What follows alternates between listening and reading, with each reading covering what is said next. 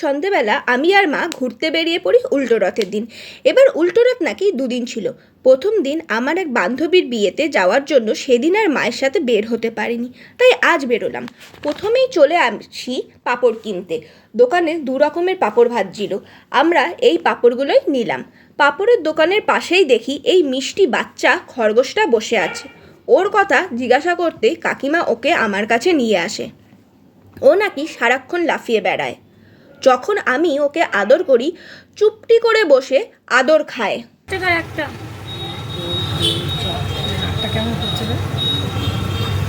ওকে আদর করে আমি আর মা চলে এলাম মুদি দোকানে। এসে বিস্কুট কিনে নিই বাচ্চাগুলোর জন্য। ওরা বেশিরভাগ এই দোকানের সামনেই থাকে। দোকানের দাদা ওদের ভারী ভালোবাসে। ওর নাম বাঘা। ওকে যখনই আমি বাঘা বলে ডাকি, ও কি সুন্দর করে ঘাটটা ঘুরিয়ে ঘুরিয়ে তাকায়। ওর আর এক ভাই ওইদিকে শুয়ে, ওর নাম যতীন। ওর নামটাও আমিই দিয়েছি।